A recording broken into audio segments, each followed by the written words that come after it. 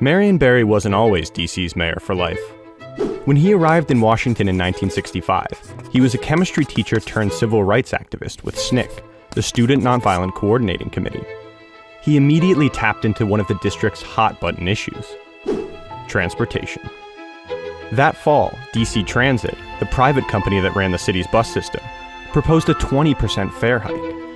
If approved by the Metropolitan Area Transit Commission, bus rides that had been 25 cents would cost 30.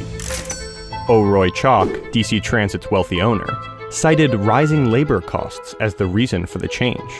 But civil rights leaders saw a money grab, which targeted the bus system's largely low-income black clientele, who already faced discrimination in housing and employment.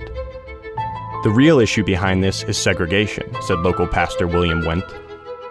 Still new to town, Barry announced that SNCC would lead a bus boycott in protest. Volunteers got the word out with leaflets, which showed a greedy Chalk holding up riders with a gun and taking food out of children's mouths. Meanwhile, organizers set up a command center to match commuters with rides in private vehicles and vans borrowed from local churches. They focused most of their attention on bus routes, which served the predominantly black neighborhoods along Benning Road in Northeast DC. Barry promised a smooth ride.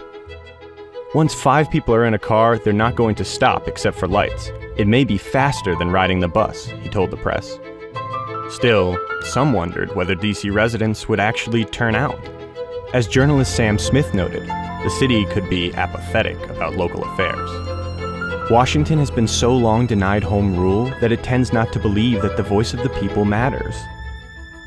But attitudes were changing.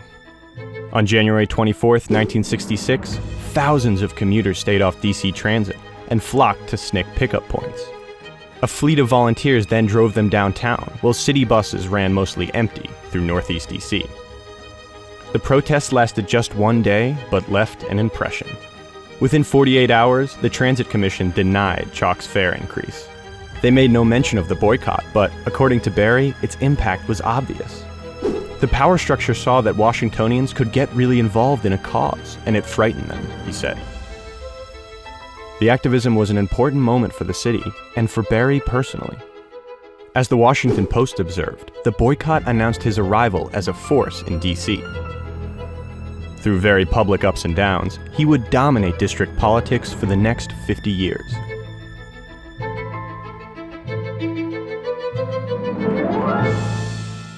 For more civil rights history in DC, check out our Boundary Stones playlist and subscribe to WETA PBS on YouTube.